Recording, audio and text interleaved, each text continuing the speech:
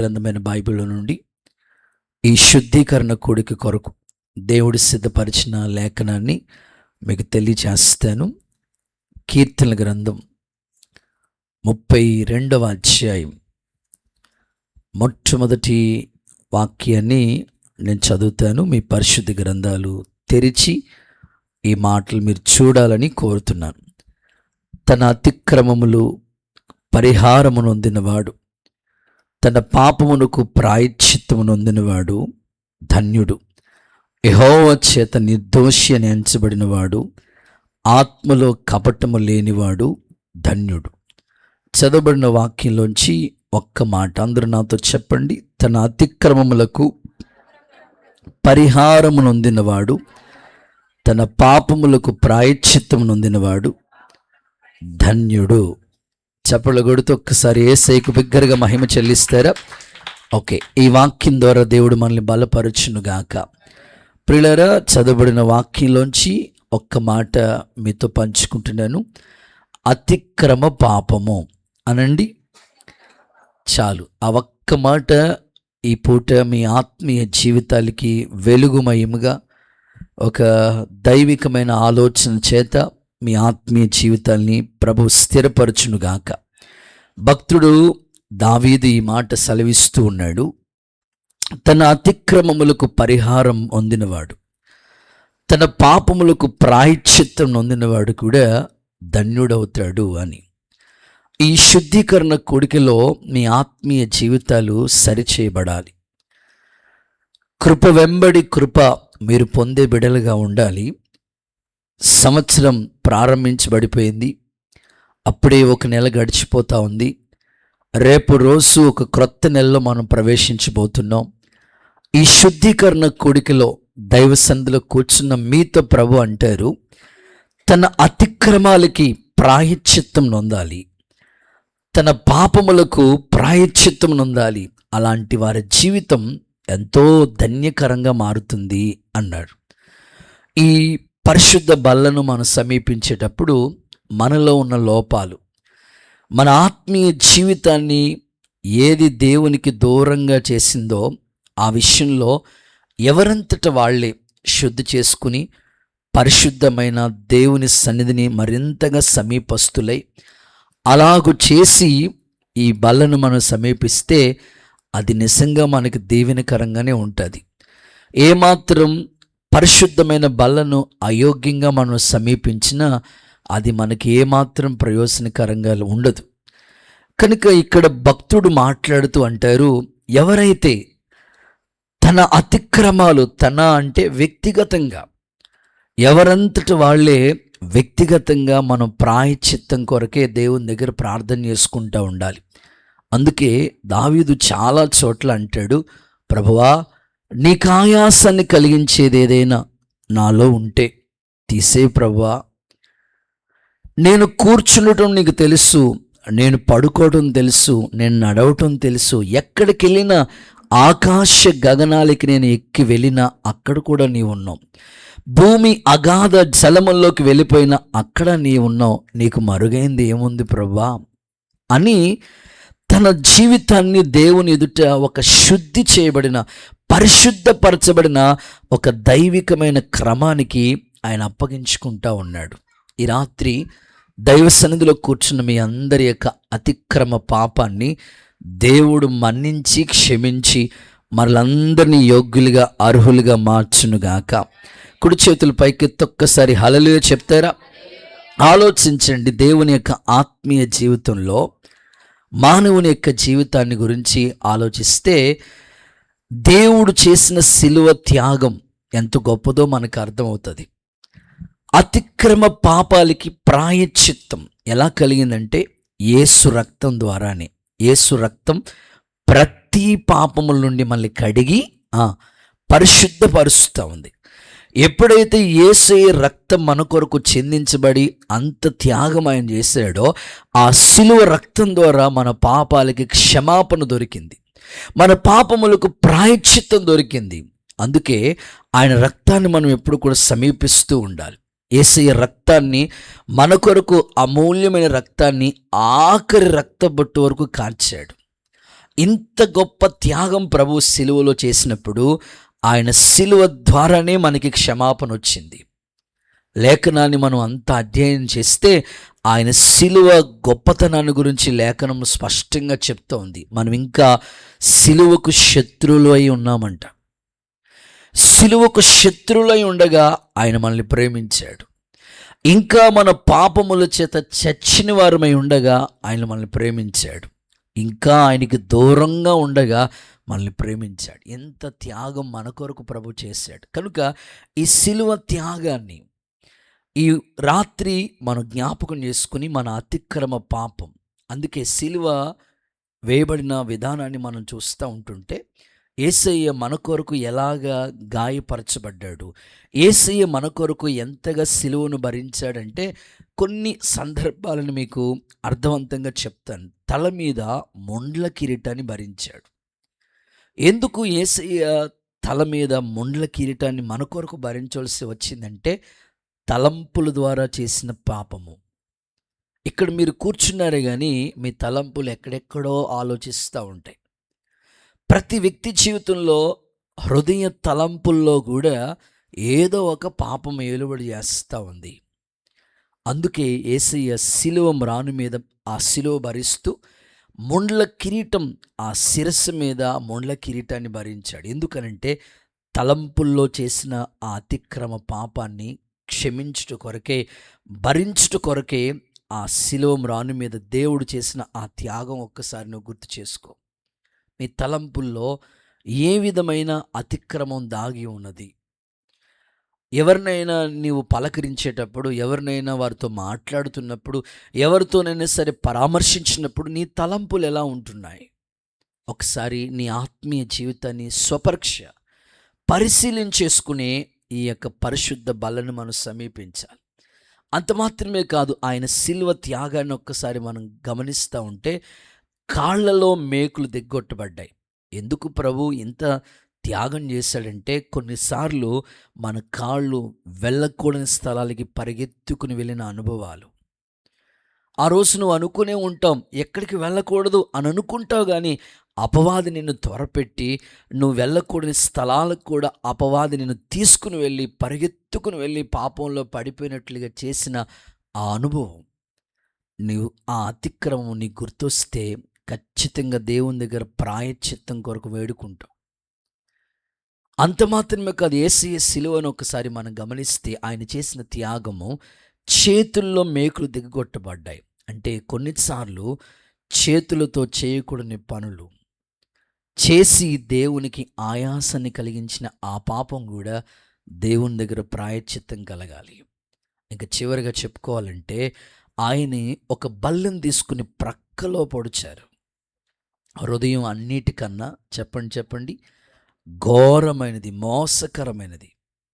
హృదయంలోంచే అనేకమైన అపవిత్రమైనవి పుట్టుకొస్తే మనిషిని అపవిత్రపరుస్తాయి. అందుకని ఈ 5 విధాలుగా, అందుకే యేసయ్య 5 పంచగాయాలు భరించాడు, 5 గాయాలు భరించాడు ప్రభు. అందుకే భక్తుడు మాట్లాడుతున్నాడు, తన అతిక్రమాలకి పరిహారం నొందాలి, తన పాపములకు ప్రాయశ్చిత్తం కలగాలి. అలాంటి వారి జీవితం ఎంతైనా ధన్యకరంగా ఉంటుంది. వారు దేవుని ఎదుట నిర్దోషిగా కనబడతారు, ఆత్మలో కపటం లేని వారుగా ఉంటారు. అలాంటి ధన్యకరమైన జీవితం దేవుడిచ్చినట్లుగా చప్పలు కొడుతూ ఒకసారి యేసయ్యకు మహిమ చెల్లిద్దామా?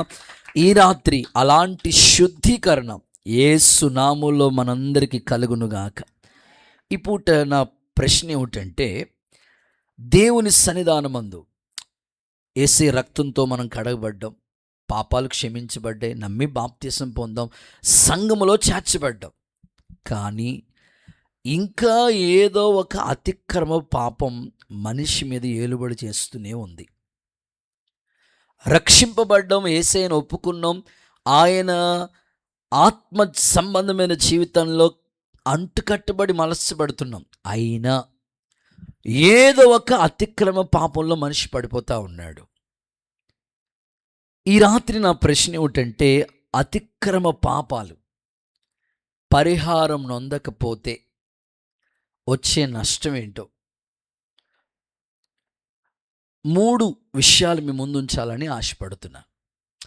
ఆల్రెడీ రక్షింపబడ్డం, పరిహారం నొందాం. మరలా ఏదో ఒక అతిక్రమంలో పడతా ఉన్నాడు మనిషి. తప్పిపోయిన కుమారుడు ఎలాగైతే తండ్రి ఇంటి నుంచి దూరమై, దేవుని సహవాసం నుంచి దూరమై వెళ్ళి ఎంత ఇబ్బంది పడి మరలా తిరిగి తండ్రి ఇంటికి వచ్చాడో, అలాగే ఆదివారం దేవుని సందులో వాక్యం వింటారు. మళ్ళీ సోమవారం నుంచి శనివారం దాకా మీ పనులు, డ్యూటీలు, బాధ్యతల్లో ఏదో విషయాల్లో దేవునికి దూరమై, దేవునికి ఆయాసాన్ని కలిగించే మాట జారటమో, క్రియల్లో లోపమో, ఏదో విధంగా అపవాది తంత్రాల్లో పాలిభాగస్లం అయిపోవటము, అపవాది క్రియ మనలో పాలిభాగస్లం అవటం, ఏదో విధంగా అపవాది చేత శోధించబడటము, ఈ అతిక్రమ పాపాన్ని ఒప్పుకోక, అతిక్రమ పాపాన్ని పరిహారం నొందకుండా అలా దాచిపెట్టడం వల్ల మనిషికి ఎంత నష్టం కలుగుతుందో ముచ్చటగా 3 మాటలు చెప్పి ఈ సందేశాన్ని ముగింపులోకి తీసుకొస్తాను. చదవండి. మొదటి మాట, అతిక్రమ పాపం పరిహారం నొందకపోతే కలిగే నష్టమేంటో కొన్ని మాటలు మీకు చెప్తాను. యెహెజ్కేలు ప్రవచన గ్రంథం 18వ అధ్యాయం 30వ వాక్యాన్ని దయచేసి మీ పరిశుద్ధ గ్రంథాలు తెరిచి చూసి చదవాలని కోరుతున్నాను. కాబట్టి ఇశ్రాయేలీయులారా, ఎవని ప్రవర్తనను బట్టి, యెహెజ్కేలు 18:30, ఎవని ప్రవర్తనను బట్టి వాళ్ళకి శిక్ష విధిస్తాను. మనస్సు త్రిప్పుకొని మీ అక్రమము మీ అతిక్రమము మీకు శిక్షాకారకులు కాకుండానట్లు వాటి అన్నిటిని కూడా విడిచిపెట్టండి. దేవునికి స్తోత్రం కలుగునుగాక. గట్టిగా ఒకసారి హల్లెలూయా చెప్తారా? సో మొదటి మాట శిక్ష అనండి. ప్రభు అదే చెప్తాడు, మీ అతిక్రమము మీ అక్రమం మీకు శిక్షకు కారణం కాకుండానట్లు దాన్ని విడిచిపెట్టేసేయండి. అంటే దేవుని సముఖంలో మనం చేసిన అవిధేయతలు కావచ్చు, అతిక్రమ పాపం కావచ్చు, దేవుని మనసును నొచ్చుకునే ఏ క్రియ అయినా, అది చిన్నదా పెద్దదా కాదు, దేవుని దగ్గర కావాల్సింది ఏంటంటే ఒప్పుకుని కనికరం పొందుకునే వాళ్ళే కావాలి ఆయనకి. అయితే అలాగ పొందకపోతే దేవుని వాక్యం అంటుంది అది మీకు శిక్షా విధి. అందుకే కదా ప్రభు బల్లను గురించి మాట్లాడుతూ, ఈ బల్లను మీరు సమీపించేటప్పుడు మిమ్మల్ని మీరు పరీక్ష చేసుకోండి. క్వాలిఫికేషన్ ఏంటంటే పరీక్షించుకోండి. ఈ బల్లారాధన ఎలా తీసుకోవాలంటే పరీక్షించుకోండి. ఒకవేళ ఈ పరీక్షలో మీరు సరిగ్గా పరీక్షించుకోకుండా బల్లలో మీరు చేతులు ఉంచితే అది మీకు శిక్షా విధి అన్నాడు. అంటే ఆ అతిక్రమ పాపం మీకు ఏం చేసుకొస్తుందంటే శిక్షను తీసుకొస్తుంది. ఎవరు శిక్షకు అర్హులు కావాలనేది ఎవరు ఆలోచనలో కూడా ఉండదు.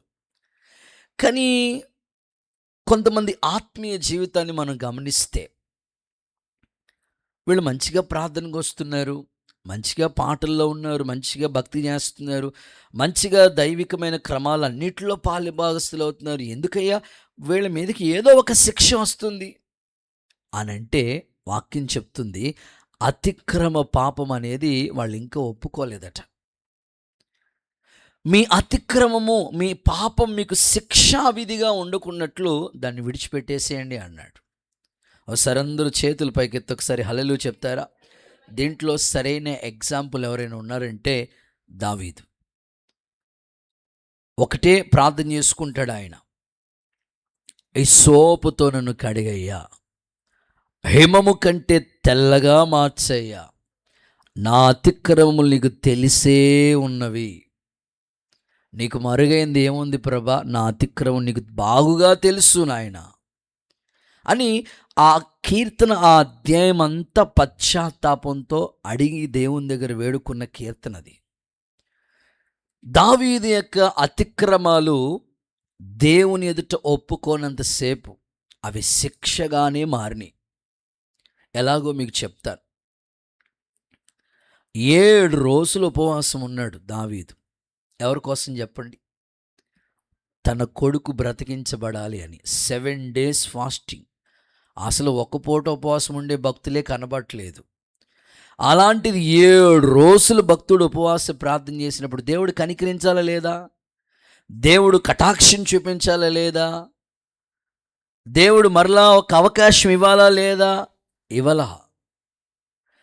ఉపవాస ప్రార్థన చేశాడు కానీ ఆ పిల్లోడు చనిపోయాడు. అదేంటి? ఉపవాసం ఉంటే దేవుడు మేలు చేయాలి కదా, ఉపవాసం ఉంటే దేవుని కనికరం దిగి రావాలి కదా, ఎందుకు దేవుడు ఆ పిల్లోడిని బ్రతికించలేదంటే అతను చేసిన అతిక్రమం అనే ఆ క్రియ. బెత్షెబా విషయంలో ఇంతకీ ఆ పిల్లోడు ఎలా పుట్టాడంటే పాపంలో పుట్టిన పిల్లోడు వాడు. వాణ్ణి బ్రతికించమని మళ్ళీ అప్లికేషన్ దేవుడికి. ఆ శిక్షకు చూడండి, ఆ దావీదు జీవితాన్ని గురించి లేఖనం చదువుతూ ఉంటే ప్రార్థన చేసినప్పుడు దేవుడు వినాలి కదా. కొంతమంది ఏమని ప్రశ్నిస్తారంటే దేవుని, అయ్యా మేము ఇంతలా దేవుణ్ణి అడుగుతున్నాం, అయ్యా దేవుని దగ్గర ఈ విధంగా మేము ప్రాధేయపడుతున్నాం, దేవుడు ఏంటయ్యా మాకు ఏమీ సమాధానం ఇవ్వట్లేదంటే ఏదో ఒక అతిక్రమ పాపం అడ్డుగా ఉంది. విననేరకుండా ఆయన చెవులు మందం కాలేదు, రక్షించలేకుండా ఉన్నట్లు ఆయన చేతులు కొరచి కాలేదు. ఏదో ఒక అతిక్రమ పాపం అడ్డుగా ఉన్నది. ఇప్పుడు దావీదు ఉపవాస ప్రార్థన దేవుడు అంగీకరించలేదా? ఎందుకు అనంటే ఆ అతిక్రమ పాపము అతనికి అడ్డుగా వచ్చిన శిక్ష. ఇప్పుడు దావీదుకి దేవుడు విధించిన శిక్ష ఏంటో తెలుసా? తన పిల్లోడు చనిపోయాడు. అంత మాత్రమే కాదు, అతను చేసిన ఆ అతిక్రమ పాపం తన ఇంటి మీద మొత్తం ప్రభావితం చూపించింది. నాతాను ప్రవక్త వచ్చి చెప్తాడు, ఆ మనుష్యుడు నీవే అని అర్థమయ్యేటట్లుగా చెప్పి ఒక మాట అన్నాడు. చూడండి, సమూయేలు 2వ పుస్తకం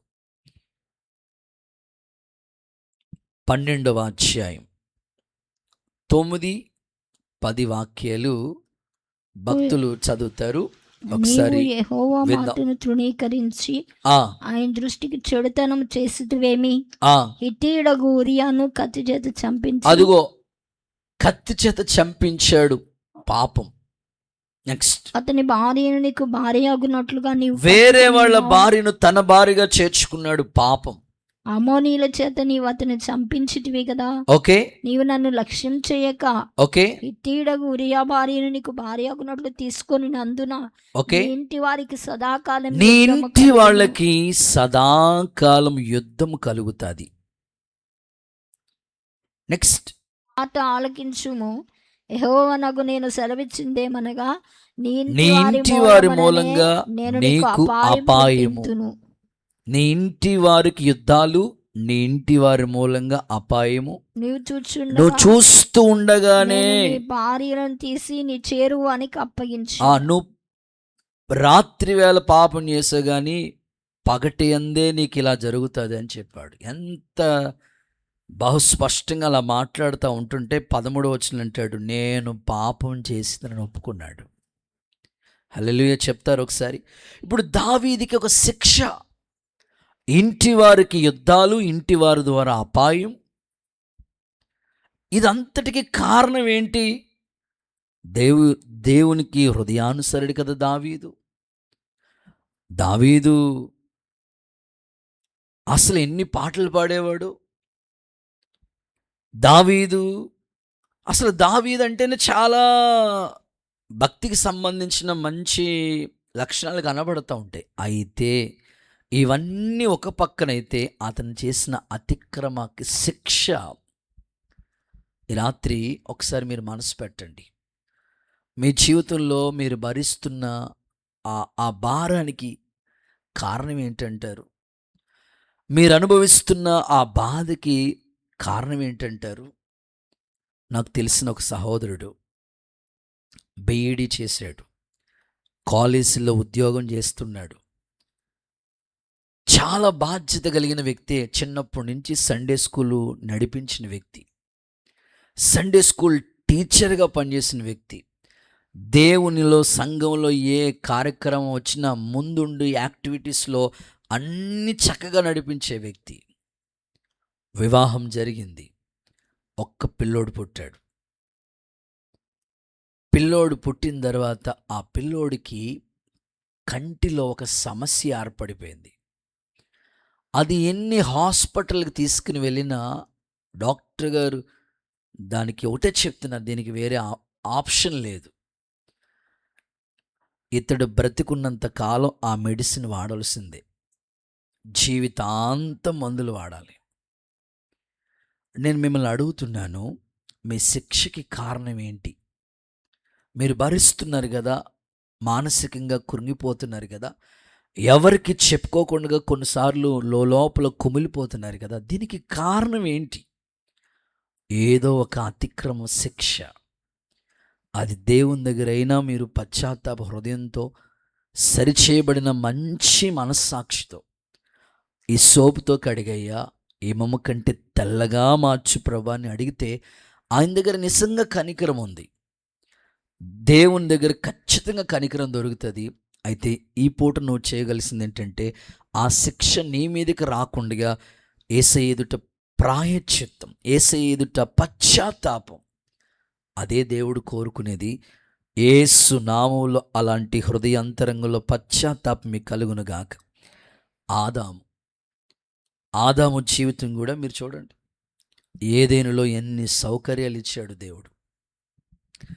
7 రకాల ఆశీర్వాదాలకు వారసుడవ్వాల్సిన ఆదాము ఏదైనా తోటల నుంచి బయటకు ఎందుకు గెంటి వేయబడ్డాడు? ఒకటే, అతిక్రమ పాపం. చూడండి, దాన్ని పౌలు గారు రోమా పత్రికకి, రోమా సంఘానికి ఎంత అద్భుతంగా లేఖ రాస్తున్నాడంటే, రోమిలకు రాసిన పత్రికలో ఈ మాట చెప్తాడు. రోమా పత్రిక 5వ అధ్యాయం అండ్ 14వ వాక్యాన్ని ఒకసారి చూడండి. అయినను ఆదాము చేసిన అతిక్రమమును అయినను ఎవరెవరంట? ఆయన ఆదాము చేసిన అతిక్రమము పోలి పాపము చేయని వారి మీద కూడా ఆదాము మొదలుకొని మోషే వరకు మరణం వేలింది. ఆదాము రాబోయే వారికి ఒక గురుతుగా ఉన్నాడు. సంఘంతో పౌలు గారు ఎంత అద్భుతంగా లేఖ రాస్తున్నాడు తెలుసా? సంగమా, ఆదాము రాబోయే తరానికి గురుతు. ఆ అతిక్రమ పాపం విషయంలో దేవుడు వచ్చి అడిగాడు, నువ్వు ఈ పండు తిన్నావా? ఏమని ఆన్సర్ చెప్పాలి? మన భాషలో చెప్పండి. తింటే తిన్నానని, లేకపోతే తినలేదు. నువ్వు ఇచ్చావు కదా ప్రభువా, నువ్వు ఇచ్చావు కదా ప్రభు, తోడుగా ఆవిడిచ్చింది ప్రభు, తిన్నాను. కరెక్ట్గా రావట్లేదు ఆన్సరు. ఒకసారి అందరూ హల్లెలూయా చెప్పండి. పరిచర్య గురించి జనరల్గా మీరు మాట్లాడుకునే విధానాలు ఎలా ఉంటాయంటే, పరిచర్య మందు కాదు కదా, ఆ గ్రూప్ వాళ్ళు చేసుకుంటారు. ఏ గ్రూప్ వాళ్ళు అంట? సో దేవుడు నీకు ఒక భాగ్యంగా ఇచ్చాడు. ఆ గ్రూప్ వాళ్ళు చేసుకుంటే ఆ గ్రూప్ వాళ్ళకే ఆశీర్వాదం. ఏ గ్రూప్ చేస్తే ఆ గ్రూప్కే దీవెన. ఎంత చెట్టుకి అంతే గాలి. హల్లెలూయా చెప్పండి ఒకసారి, హుషారుగా చెప్పండి. కొన్నిసార్లు సమాధాన పడుండి, దేవుని వాక్యం మిమ్మల్ని హెచ్చరించింది. ఆ మాటని మీరు ఎలా తీసుకోవాలంటే, అవును కదా, దేవుడు నాతో మాట్లాడాడు, ఈ హెచ్చరిక మాట నాకే కదా అని పశ్చాత్తాపడి దేవుని ఎదుట సరి చేయబడితే ఆ దీవెన మీకే ఉంటుంది. అలా కాకుండా ఆ మధ్యకాలంలో ఎవరు పెద్ద అని చెప్తే విన్నా, ఆయన సంఘానికి ఒక పెద్దంట, సంఘంలో పెద్దంట ఆయన. పాస్టర్ గారు పర్సనల్గా పిలిచి, ఏవయ్యా సంఘ పెద్ద, నువ్వు 10 మందికి మంచి దారి చూపించాల్సిన వ్యక్తి, అందరితో గొడవ పెట్టేసుకుంటున్నావంటే ఏంటి? అందరూ వచ్చి నీ గురించి అలా ఇలా చెప్తున్నారయ్యా, కొంచెం అందరితో సమాధానంగా మాట్లాడు, అందరినీ కలుపుకొని వెళ్ళిపో అని పాస్టర్ గారు ఆయన్ని గద్దించారంట. ఇప్పుడు గద్దించినప్పుడు ఏం చేయాలా? సరి చేసుకోవాలి. అవును కదా, అందరితో మనకెందుకు గొడవలు, అందరితో మాట కలుపుకొని వెళ్ళిపోవాలి, కానీ అందరితో మనం ఎందుకు గొడవ పెట్టుకోవాలి? బల్ల తీసుకుంటున్నాం కదా, యోగ్యులుగా మారాలి కదా, దైవజనుడి ద్వారా మనకి హెచ్చరిక కలిగింది కదా అని సరిచేయబడిన మంచి మనసుతో వెళ్ళి సమాధాన పడాలి. వెంటనే పాస్టర్ గారి దగ్గర నుంచి వెళ్ళి అక్కడ పరిచయం చేసిన వాళ్ళ దగ్గరికి వెళ్ళి, ఇదిగో నువ్వు పాస్టర్ గారికి ఎక్కిచ్చేసావంట కదా. ఏంటంట? పాస్టర్ గారికి ఎక్కిచ్చేసావంట కదా. ఇదిగో పాస్టర్ గారు నన్ను కేకేసి అడుగుతున్నాడు, తిడుతున్నాడు. ఇదిగో ప్రైజ్లో నీకు పాస్టర్ గారు చెప్పాడు కాబట్టి ప్రైజ్లో చెప్తున్నాను. దేనికోసం అంటే సమాధానం. హల్లెలూయా చెప్పండి మీరందరూ.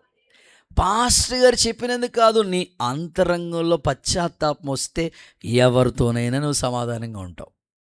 ఒక్కరు కూడా ఆమెను చెప్పలే. చూసారా ఎంతమంది మంచి పరిశుద్ధులు ఉన్నారో? సరే అందరూ హల్లెలూయా చెప్పండి అమ్మ ఒకసారి. అయ్యగారు చెప్పారని కాదు, నీ మనసులోకి అంతరాత్మలో వాక్యం గుచ్చుకుంటే, సరిచేయబడితే, ఆ వాక్యం సమాధాన పడేవారు ధన్యులు, వారు దేవుని కుమారులని పిలువబడతారనే మనసు ఆ వాక్యాన్ని గుర్తొస్తే ఏ అతిక్రమ పాపాన్ని దాచిపెట్టలేవు. ఇప్పుడు ఏదేనులోంచి ఆదాము గెంటి వేయబడిన పరిస్థితి, శిక్ష. ఈ రాత్రి ఒకటి నేను జ్ఞాపకం చేస్తున్నాను, అతిక్రమాలు ఒప్పుకుంటే ధన్యులమవుతారు, ఒకవేళ దాచిపెడితే అది శిక్షా విధి అని వాక్యం అంటుంది. సరి చేసుకుందాం.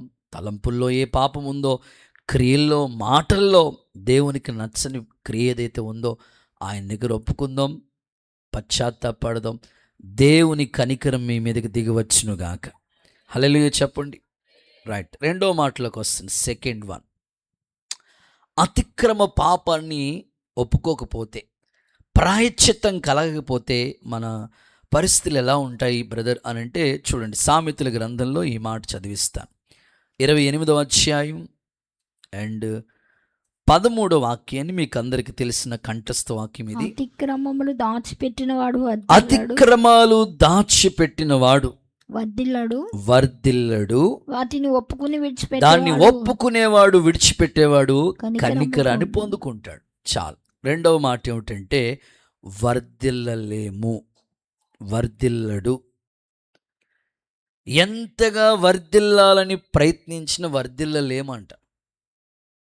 వాక్యం చక్కగా చెప్తుంది, అతిక్రమాలు దేవుని దగ్గరికి ఒప్పుకోకపోతే, ప్రాయశ్చిత్తం కోసం దేవుని దగ్గర వేడుకోకపోతే, నువ్వు ఎంత కష్టపడి పనిచేయి, ఎంత డబ్బులు సంపాదించి పెట్టు, కానీ అభివృద్ధి అనేది కనబడదు.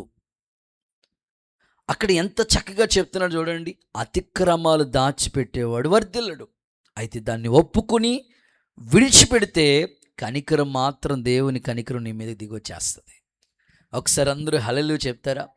చేతులు అలా అల్లాడిస్తూ చెప్పండి, హల్లెలూయా అని చెప్పండి. సో ఈ రాత్రి దైవజనుడిగా నేను కోరుకుంటున్నాను, మరి గడిచిన 2025లో ఎంత అభివృద్ధిని నువ్వు చూసావు?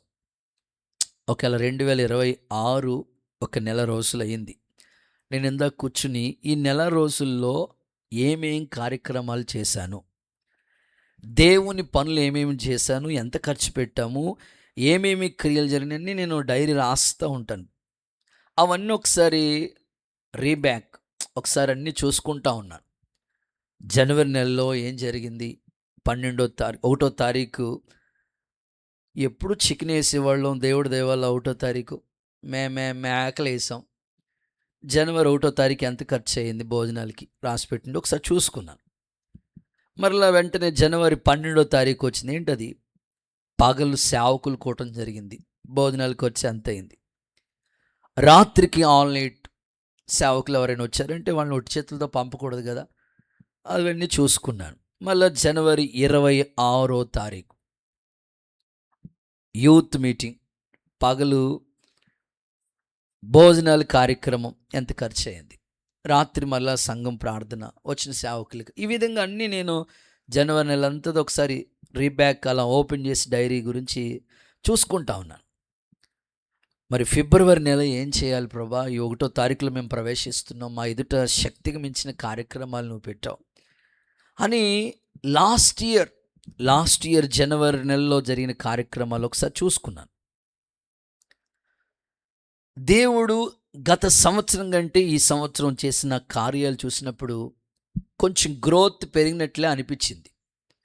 దేవుడి దయ వల్ల జనవరి నెలలో జనవరి 1కి 8 బాప్తిస్మాలు పొందారు. జనవరి 2వ తారీఖు ఇంకొక 2 బాప్తిస్మాలు పొందారు.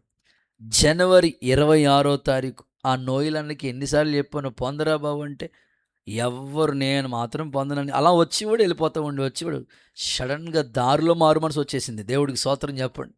ఆ ఒత్త బండి మీద మారు మనసు పొంది వెంటనే బాప్తిసం తీసుకుని మొత్తం మీద 8, 2, 2 లెక్కలు రావు, 12 మంది చాలు ప్రభా.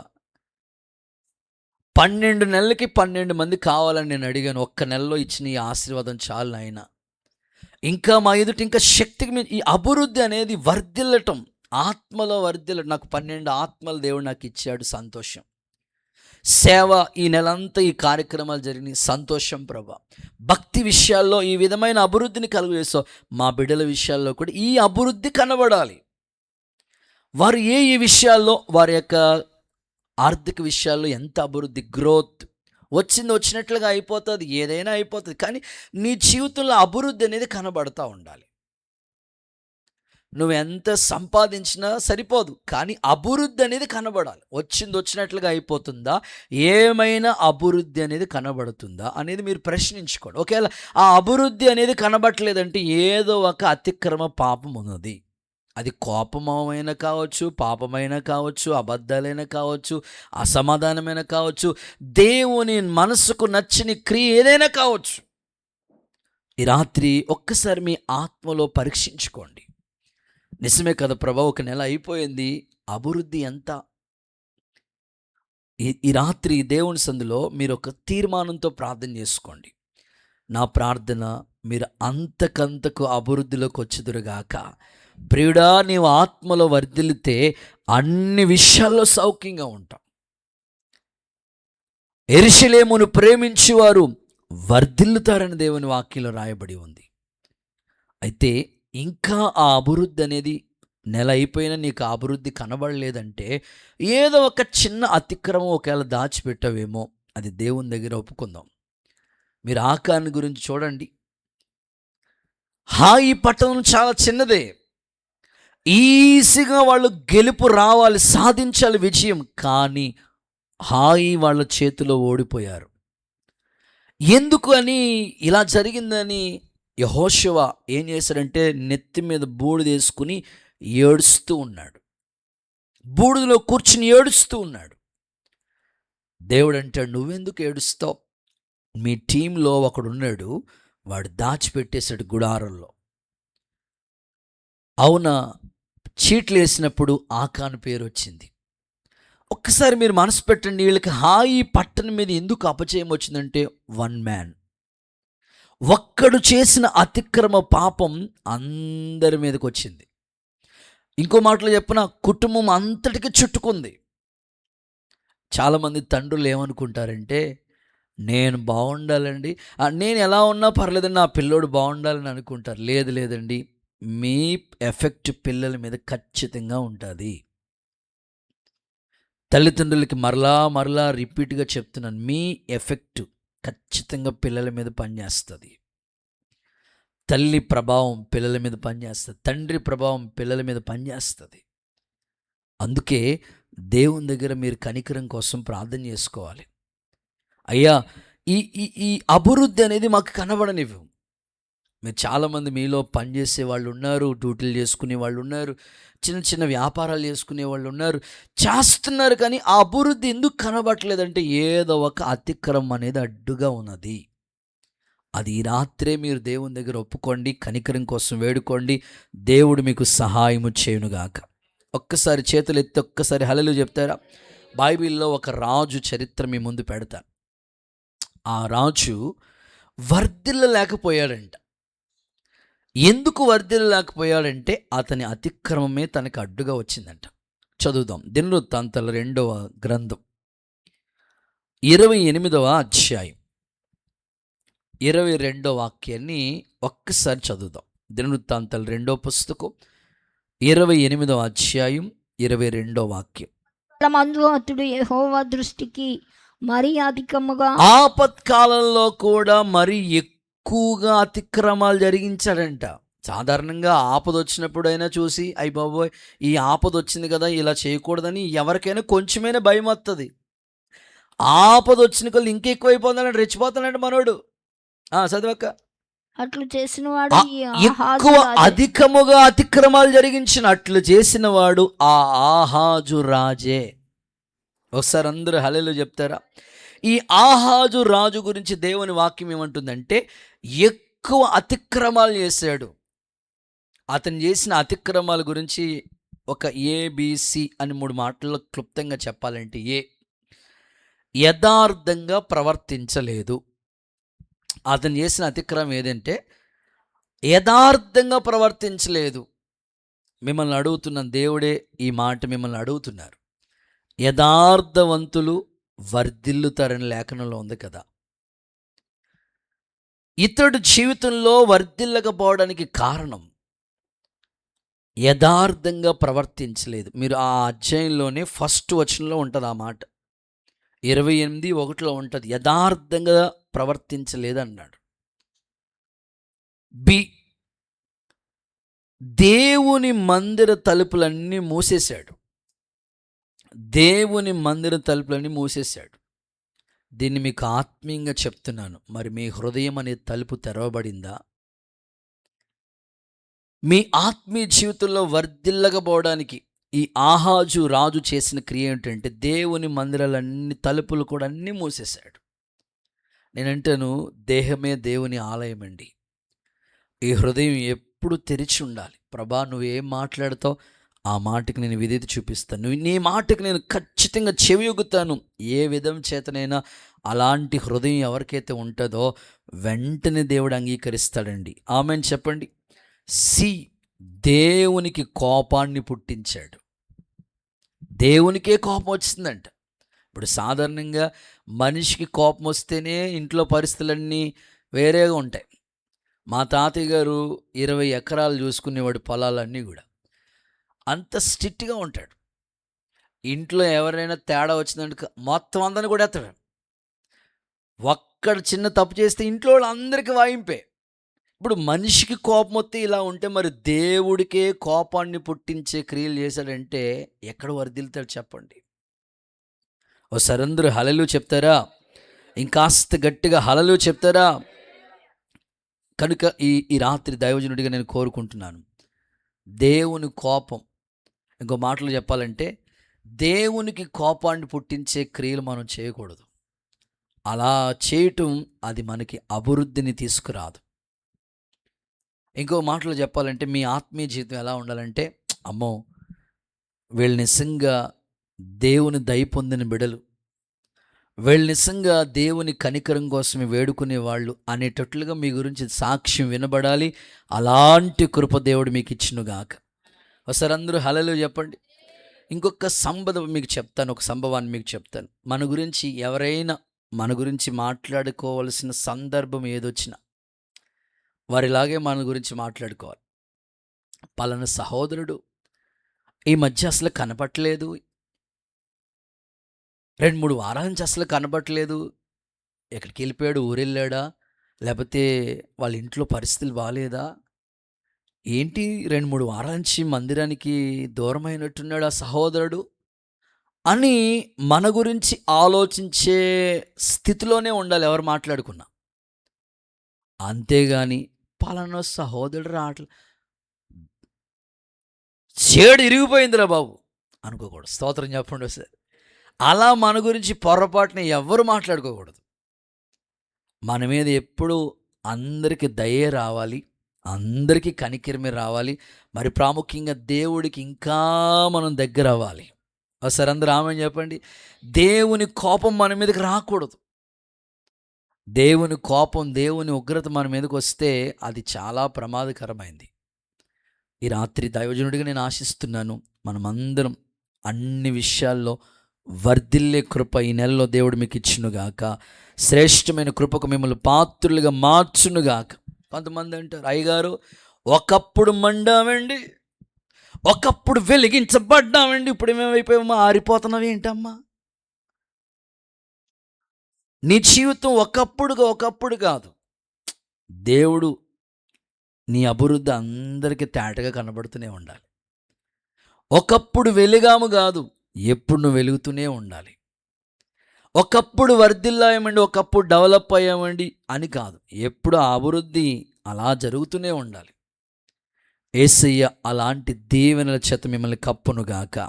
సో ఫైనాన్షియల్గా కూడా నేను ఆశిస్తున్నాను, మీ ఆర్థిక విషయాల్లో మీరు ఒక ప్లాన్ చేసుకోండి. అలా ప్లానింగ్ ఉంటేనే ఫైనాన్షియల్గా కూడా మీరు బాగుంటారు. మీరు బాగుంటే, మీ కుటుంబం దీవెనకరంగా ఉంటే సంఘంలో మీరు ఒక సాక్షిగా నిలబడతారు. అందరూ చాలామంది ఇచ్చే సాక్ష్యాలు ఎలా ఉంటాయంటే, అయ్యా ఫైనాన్షియల్గా కొంచెం ఇబ్బందులు, సంవత్సరాలు జరుగుతున్నప్పుడు దేవుని కార్యాలు నూతనమవుతాయి. మీరు ఫైనాన్షియల్గా కూడా ఒక గ్రోత్ పెరగాలి. దానికి ఒక ప్లానింగ్ ఉండాలి, మీరే సెట్ చేసుకోవాలి. అప్పుడే దేవుడు మీ ఆత్మీయ జీవితాన్ని అన్ని విషయాల్లో వర్ధిల్ల చేస్తాడు. చూడండి, ఒక మాట మీకు చదివిస్తాను, లేఖనాల్లోంచి ఈ మాట మీకు చదివిస్తాను. యెహోషువ పుస్తకం మొట్టమొదటి అధ్యాయం 8వ వాక్యం చూడండి ఒకసారి. యెహోషువ పుస్తకం మొట్టమొదటి అధ్యాయం. ఈ ధర్మశాస్త్ర గ్రంథమును ఆ నీవు బోధింపక తప్పిపోకూడదు. ఈ ధర్మశాస్త్ర గ్రంథాన్ని బోధించే విషయంలో తప్పిపోకూడదు. దానిలో వ్రాయబడిన వాటన్నిటి ప్రకారము దానిలో రాయబడిన అన్నిటి ప్రకారం చేయుటకు జాగ్రత్త పడినట్లు దివారాత్రము దాన్ని ధ్యానించాలి. ఈ మార్గమును వర్ధిల్ల చేసుకుని చక్కగా ప్రవర్తిస్తావు. అందరూ సరి ఆమేన్ చెప్పండి.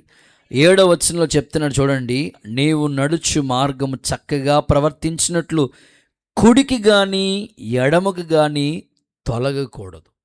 నేను మిమ్మల్ని అడుగుతాను, ఒకసారి అందరూ చేతులెత్తి హల్లెలూయా అని చెప్పండి. ఇప్పుడు యెహోషువ ఇక్కడ వర్ధిల్లినట్లుగా మనకు కనబడుతున్నాడు. మోషే యెహోషువకి ఏం చెప్పాడంటే, ఈ ధర్మశాస్త్ర గ్రంథాన్ని నువ్వు బోధించే విషయంలో తప్పిపోకూడదు, ఆ ప్రకారం జీవించే విషయంలో తప్పిపోకూడదు. అలా చేస్తే అన్ని విధాలుగా నువ్వు వర్ధిల్లుతావు. ఇప్పుడు నేను మిమ్మల్ని అడుగుతాను, మోషే వర్ధిల్లిన విధానం ఎక్కువగా ఉన్నదా, యెహోషువ వర్ధిల్లిన విధానం ఎక్కువగా ఉన్నదా? ఇలా చెప్తే మీకు ఇంకా బాగా అర్థమవుతుంది. మోషే ద్వారా దేవుడు ఎక్కువ కార్యాలు చేయించాడా, యెహోషువ ద్వారా ఎక్కువ కార్యాలు జరిగినాయా? మాట్లాడలేదు. దేనికి దానికి ఆన్సర్ చెప్పండి. మోషే భూమి మీద అద్భుతాలు చేస్తే యెహోషువ సూర్యుడు ఆగిపోయాడు, నిలిచిపోయాడు. 21 రాజుల మీద జయం కలిగింది యెహోషువకి.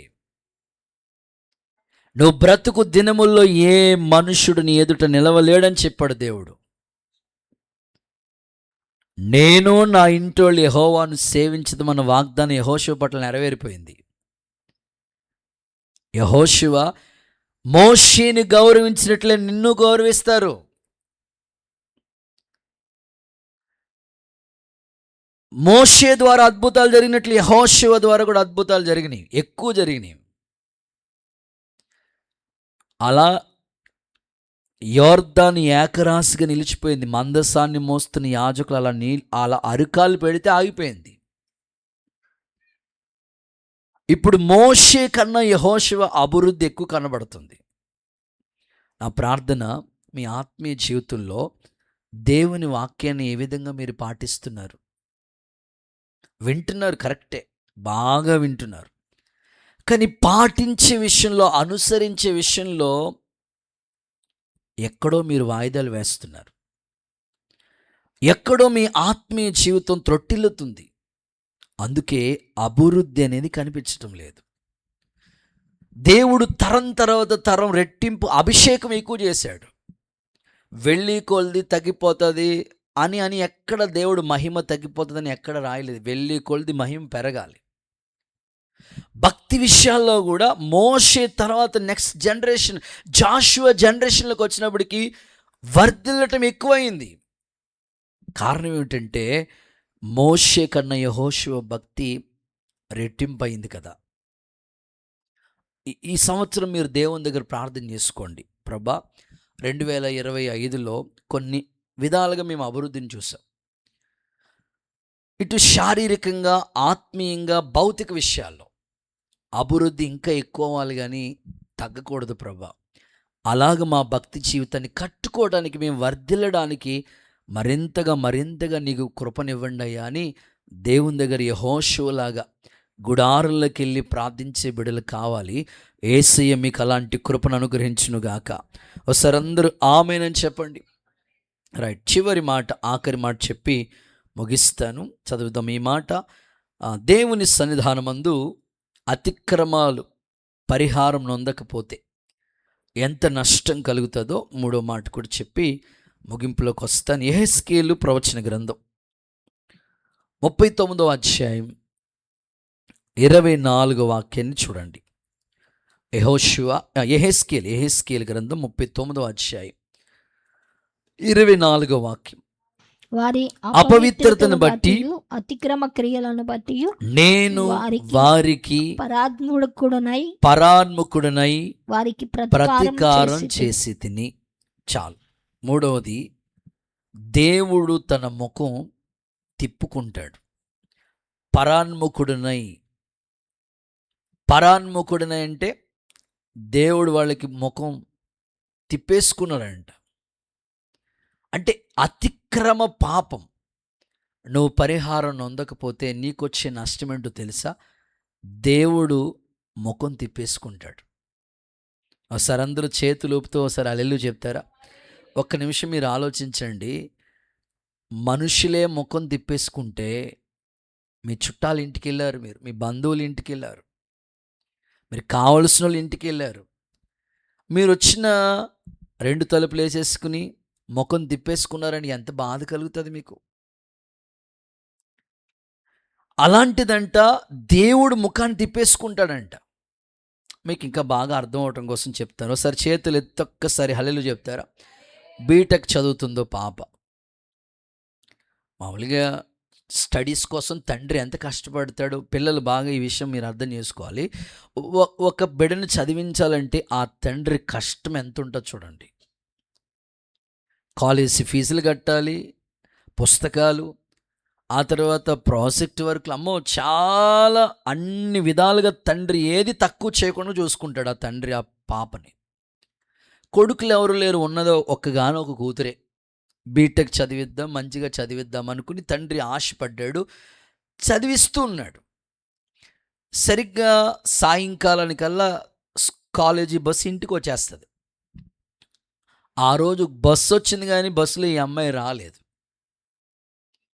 అందరూ ఆ ఇంటి దగ్గర ఉన్న వాళ్ళందరూ ఆ బస్సులో దిగారు కానీ ఆ పాప దిగలేదు. సాయంకాలం 8 గంటలకి ఇంటికి వచ్చింది.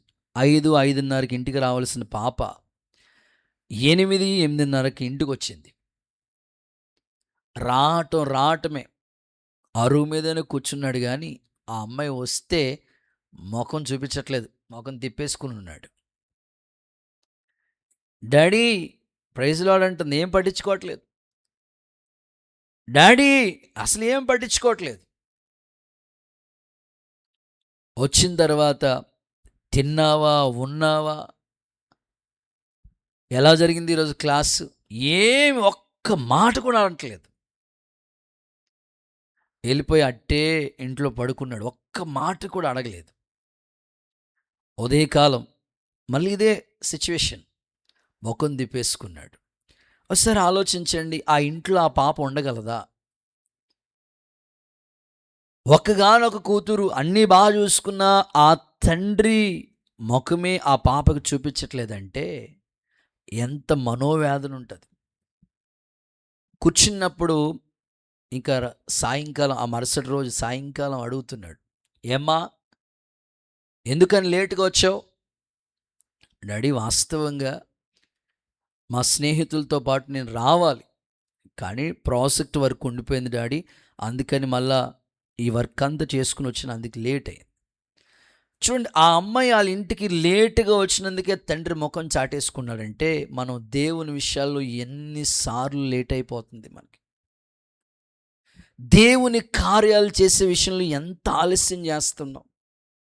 ఇంకో మాటలో చెప్పాలంటే దేవునికి ఆయాసాన్ని కలిగించే క్రియలు ఎన్నో చేసి దేవుడు మనకి ముఖాన్ని చాటేసుకుంటున్నాడు. ఎన్నిసార్లు నువ్వు ప్రార్థన చేస్తున్నావు కానీ రిప్లై రావట్లేదు. ఈ రాత్రి దేవుడు మాట్లాడుతున్నాడు, అతిక్రమ క్రియ. చూడండి, ఎవరికి దేవుడు ముఖాన్ని చాటేసుకుంటాడు తెలుసా? చూడండి, యెషయా గ్రంథం 57వ అధ్యాయం 17వ వాక్యం చూడండి. యెషయా గ్రంథం 57:17. నేను నా ముఖం మరుగు చేసుకుని కోపించి తిని, నేను నా ముఖాన్ని మరుగు చేసుకుని, పై వచనం కూడా యెషయా 57 వలన కలిగిన దోషమును బట్టి, వారి లోభము వలన కలిగిన దోషాన్ని బట్టి నేను ఆగ్రహపడి వారిని కొట్టి తిని. ఓకే, నేను నా ముఖం మరుగు చేసుకుని, నేను నా ముఖాన్ని మరుగు చేసుకున్నాను, కోపించి తిని. వారు తిరుగుబడి తనకి ఇష్టమైన మార్గం నడుచుకొని. సందర్భాన్ని మీరు చూడగలిగితే వారికి కలిగిన దోషాన్ని బట్టి నేను వారికి ముఖాన్ని మరుగు చేసేసుకున్నాను. ఇశ్రాయేలు ప్రజల గురించి దేవుడు చెప్తున్న మాట ఏంటంటే, దేవుడు అంటే తన ముఖాన్ని వాళ్ళకి చూపించలేదంట. వారి దోషాన్ని బట్టి. ఇదే యెషయా గ్రంథంలో ఇంకొక మాట చూపిస్తుంది. యెషయా గ్రంథం 59:1-2 వాక్యాలు ఒకసారి చదవండి. చింపనేరకుండునట్లు యెహోవా హస్తం కొరుచు కాలేదు, యెషయా 59:1-2. విననేరకుండునట్లు ఆయన చెవులు మందం కాలేదు. మీ దోషములు మీకును మీ దేవునికి అడ్డంగా వచ్చే. 2వ వచనం, మీ పాపములు ఆయన ముఖమును మీకు మరుగు చేసేసే. అంటే దోషము, పాపము, అతిక్రమం. ఇప్పుడు దేవుడు ఎందుకు వాళ్ళకి ముఖం చూపించలేదనంటే, వాళ్ళ దోషం అడ్డొచ్చేసిందంట, వాళ్ళ పాపం అడ్డొచ్చేసిందంట. ఈ రాత్రి దైవజనుడిగా నేను కోరుకుంటున్నాను, నీ అతిక్రమ పాపము ఏది ఆయన ముఖాన్ని చాటి చేసేటట్లుగా ఉండకూడదు. యేసుక్రీస్తు నామంలో ఒక వెలుగు నీ మీద ఉదయించునుగాక. 2 చేతులు ఒకసారి అల్లాడిస్తూ ఆమేన్ అంటారా? ఇందులో ఎగ్జాంపుల్ ఎవరంటే బిలాము. ప్రవక్త అంటే దేవుని నోరు, దేవుడు ఏం చెప్తాడో అది చెప్పే వ్యక్తి ప్రవక్త బిలాము. ఎన్ని ప్రవచనాలు పలికించాడండి బిలాము చేత దేవుడు. ఇశ్రాయేలు ప్రజల గురించి ఎన్ని ప్రవచన వాక్కులు చెప్పాడో. వీళ్ళు ఆశీర్వదించబడిన ప్రజలు వీళ్ళని శపించను అన్న బిలాము దేవునికి విరోధంగా బయలుదేరి వెళ్ళి చివరికి దేవుని యొక్క అతిక్రమ క్రియ, బిలాము చేసిన అతిక్రమ క్రియను గురించి మనం చదివితే, గాడి చేత బుద్ధి చెప్పినా సరే అయినా కోపం వచ్చేస్తుంది. ఇంతగా దిద్దుబాటు కలగవలసిన బిలాము ఇంకా కోపిస్తూ ఉన్నాడు. ఎందుకు బిలాము ఇలాంటి అతిక్రమ క్రియల్లో పడ్డాడు అనంటే, ఆ బిలాము గురించి ప్రవక్తలు గ్రంథాల్లో రాశారు. అంత మాత్రమే కాదు, పత్రికల్లో కూడా రాశారు. బిలామును గురించి పేతురు తన పత్రికలు రాస్తున్నాడు. చూడండి, పేతురు రాసిన 2వ పత్రిక 2వ అధ్యాయం 16వ వాక్యాన్ని మనం చదివితే, బిలామును గురించి చెప్పిన మాట, బిలాము దుర్నీతి వలన కలుగు బహుమానమును, బిలాము దుర్నీతి వలన కలిగిన బహుమానాన్ని ఆశించి, అయితే తాను చేసిన అతిక్రమ నిమిత్తం అతడు గద్దింపబడెను. బహుమానాన్ని ఆశించాడు, ప్రేమించాడు. అతడు చేసిన అతిక్రమం నిమిత్తం గద్దించబడ్డాడు. ఎట్లనగా, నోరు లేని గాడిద మానవ స్వరూపంలో మాట్లాడుతున్నప్పుడు కూడా ఆ ప్రవక్త యొక్క వెర్రితను అడ్డగించిందంట. అక్కడ చెప్పిన మాట చూడండి, బిలాము దుర్నీతి వలన కలిగే బహుమానాన్ని ప్రేమించాడు, తాను చేసిన అతిక్రమం. ఇక్కడ ప్రవక్తే చేసిన ఆ అతిక్రమాన్ని బట్టి గద్దించబడ్డాడు. దేవుడి సన్నిధిలో విశ్వాస, సీనియర్ విశ్వాస, జూనియర్ విశ్వాస అలా ప్రభు ఏం చూడు. దేవుడికి కావాల్సింది హృదయం, పశ్చాత్తాపం ఆయనకి కావాలి. కానీ బిలాము దుర్నీతి వల్ల కలిగే ఆ బహుమానాన్ని ప్రేమించాడు. అందుకే దేవుని సన్నిధిలో అతనికి ఒక అతిక్రమ పాపం అడ్డుగా వచ్చింది, గద్దించబడ్డాడు.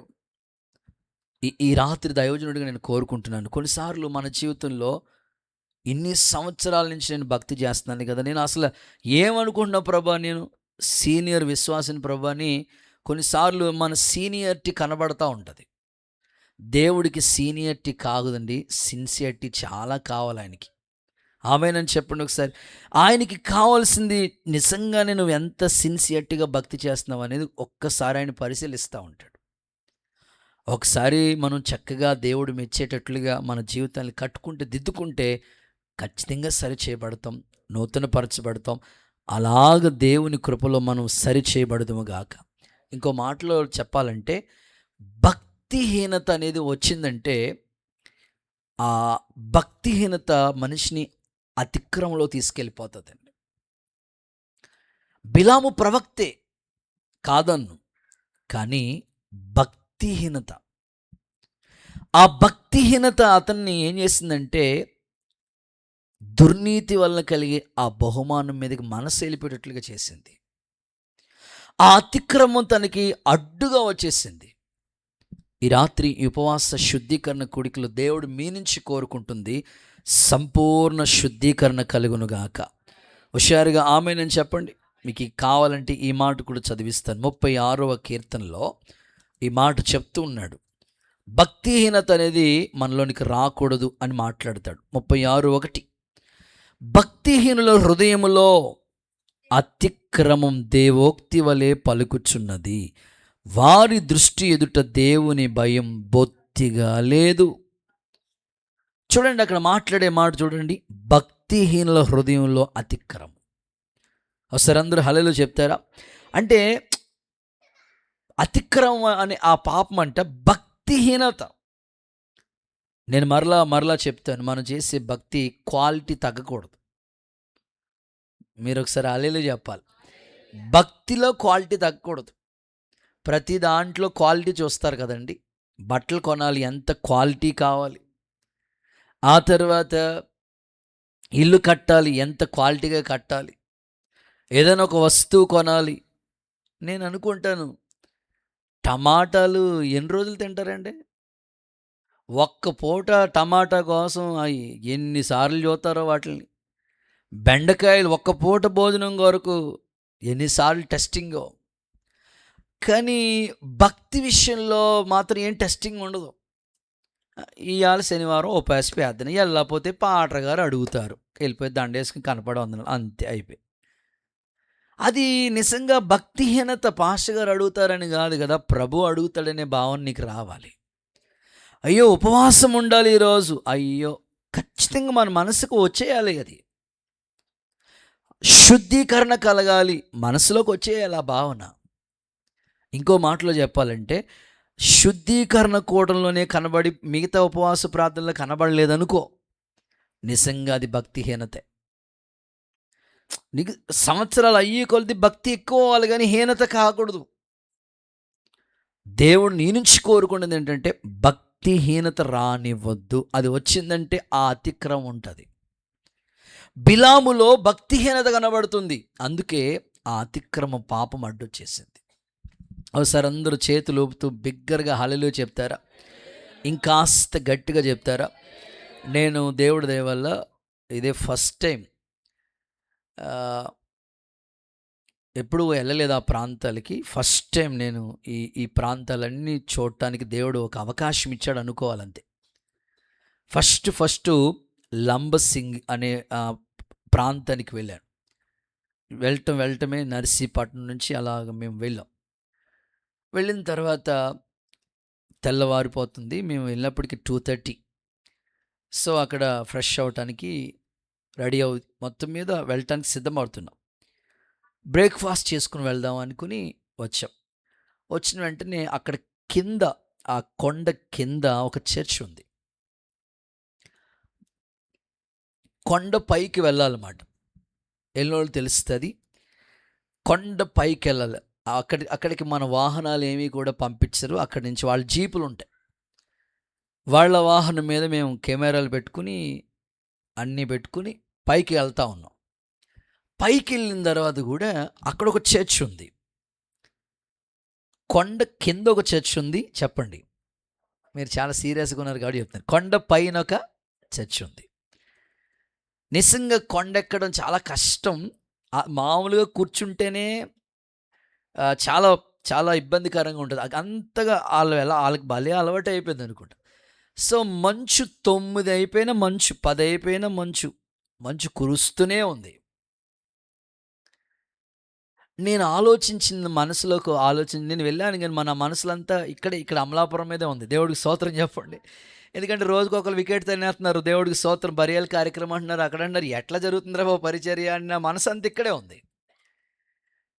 సో నా ఆలోచనలోకి ఏమొచ్చిందంటే, అసలు అక్కడ రోజు మంచు పడుతూనే ఉంటుంది, కురుస్తూనే ఉంటుంది. చిన్న వాళ్ళకి మనకి లాంటి సౌకర్యాలు ఏమీ లేవండి. చిన్న గుడిసెలు, చిన్న ఇల్లులు, ఏజెన్సీ ప్రాంతం. అసలు వాళ్ళకి మరి కొండ పైన చర్చి కట్టారంటే, నేను అడిగాను వాళ్ళని, ఈ కింద నుంచి పైన మీరు ఇల్లు కట్టుకోవాలంటే ఇటుకలు ఎలా వస్తాయి? వారు చెప్పారు, జీపుల మీద తెచ్చుకుంటామయ్యా.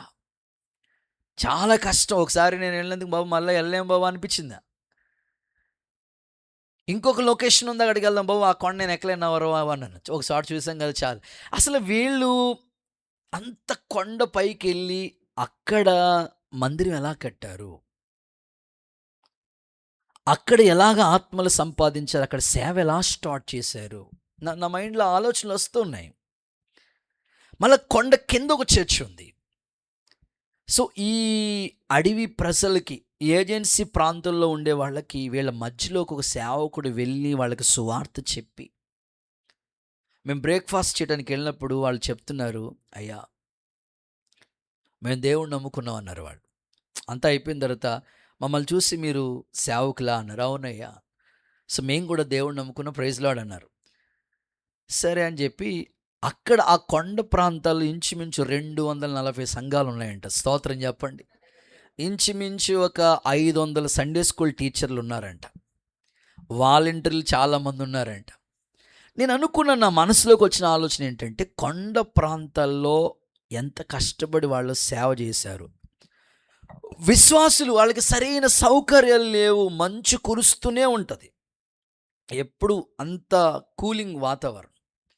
సో ఆ ప్రాంతాల్లో దేవుని కొరకు ఎంత భక్తి చేస్తున్నారు కదా, మనకు అన్ని సౌకర్యాలు ఉండి భక్తి చేయలేకపోతున్నాం అనే బాధ నాకు కలిగింది. మరి మీ మనసుకు నిజంగా ఆ ఆలోచన వస్తే మీ భక్తి ఎక్కువ అవ్వాలి. హీనత రాకూడదు, భక్తిహీనత రాకూడదు. దేవుడు మీ నుంచి కోరుకుంటున్నాడు. భక్తిహీనుల హృదయంలో అతిక్రమం ఉండిపోతుందండి, అలా గూడు కట్టుకునే ఉంటుందంట. సాలిపురుగు చూడండి, వస్తుంది మళ్ళీ గూడు కడతాడు, మళ్ళీ వస్తుంది అలా కూడా. నేను ప్రతిరోజు చూస్తూ ఉంటాను, ఆ గేటు దగ్గర తమ్ముడోళ్ళు తుడుస్తారు, మళ్ళీ సాయంకాలానికి సాలిపురుగు వచ్చి అల్లేస్తుండే, మళ్ళీ గూడు వచ్చేస్తుంటుంది. ఒరే తుడిసారు అన్నయ్య, పొద్దున్నే తుడిసారు, మళ్ళీ వచ్చేస్తుంది. ఎన్నిసార్లు తుడిసినా ఇలా వచ్చి. నేను అన్నాను వాళ్ళతో, నాన్న బూజు తుడిసినంతసేపు అలా వస్తూనే ఉంటుంది, మళ్ళీ వస్తూనే ఉంటుంది, సాలిపురుగుని చంపేయండి రా అన్నాను. స్తోత్రం చెప్పండి ఒకసారి. ఆత్మీయ జీవితంలో కూడా అంతేనండి. అసలు భక్తిహీనత అనేది మనం కోరుకోకూడదు. సౌకర్యం అనే దాని వైపు మన మనసు వెళ్ళకూడదు. అప్పుడే భక్తి చేయాలనే భావన మనలో పుడుతుంది. పరిశుద్ధాత్ముడు ఇలాంటి భక్తి మార్గాలు గుండా మిమ్మల్ని నడిపించునుగాక. సో నేను ముగిస్తున్నాను. తన అతిక్రమాలకి పాపాలకి ప్రాయశ్చిత్తం నొందినవాడు ధన్యుడు. సో మన పాపాలు దేవుని దగ్గర ఒప్పుకొని విడిచిపెడితే నిజంగా గొప్ప ధన్యత. ఒకవేళ లేదు, ఆ అతిక్రమం ఇంకా ఎక్కడైనా దాగిచ్చి ఉందంటే దానివల్ల నీకు కలిగే నష్టం ఏంటో 3 మాటలు ప్రభు చెప్పాడు. 1, అతిక్రమం వలన శిక్ష నీకు. దావీదు తన కుటుంబం అంతటికి శిక్ష వచ్చింది, తన కుటుంబం అంతటికి యుద్ధం జరిగింది, అపాయాలు కూడా వచ్చేసినాయి. ఆదాము నిజంగానే ఏదేనులోంచి గెంటి వేయబడి, ఇదంతా శిక్ష. 1, అతిక్రమ పాపం ఒప్పుకుందాం. 2, అతిక్రమం అనేది మనలో ఇంకా ఉండిపోతే వర్ధిల్లలేము. ఆహాజు రాజు వర్ధిల్లలేదు, యెహోషువ వర్ధిల్లుతూనే వచ్చాడు. సో నెంబర్ 3, అతిక్రమం నీలో ఉంటే దేవుడు నీకు ముఖాన్ని తిప్పేసుకుంటాడు. ఆయన ముఖం తిప్పేసుకుంటే మనం ఏం చేయగలం చెప్పండి? కనుక నీ ఆత్మీయ జీవితంలో ఎప్పుడు, ప్రభా నువ్వు మాకు మరుగై ఉండొద్దు ప్రభా, యేసయ్యా నీ ముఖ దర్శనం మేము చూడాలి, నీ వెలుగు మా మీద ఉదయించాలయ్యా, ఆ వెలుగు నీడలో మేము నడవాలి తప్ప నీవు మాకెప్పుడు మరుగై ఉండొద్దు ప్రభా, నీ ముఖాన్ని చాటేసుకోవద్దు. బిలాముకి నిజంగానే అతిక్రమం ఉండటం వలన అతనిలో భక్తిహీనత, దుర్నీతి వైపుకు వెళ్ళిపోయినట్లుగా చేసింది. ఈరోజు మరి నీ భక్తి జీవితంలో భక్తి పెరుగుతుందా, ఒకవేళ హీనత వస్తుందో ఒకసారి మీకు మీరే పరిశీలన చేసుకోండి. అతిక్రమాలన్నీ దేవుని దగ్గర విడిచిపెట్టి ఒప్పుకొని కనికరం కోసం వేడుకోండి. అది నిజంగా ధన్యకరమైన జీవితం. ఇలాంటి కృప ఈ శుద్ధీకరణ కొడుకులో పాల్గొన్న మనందరికీ దేవుడు అనుగ్రహించునుగాక. ఆమేన్.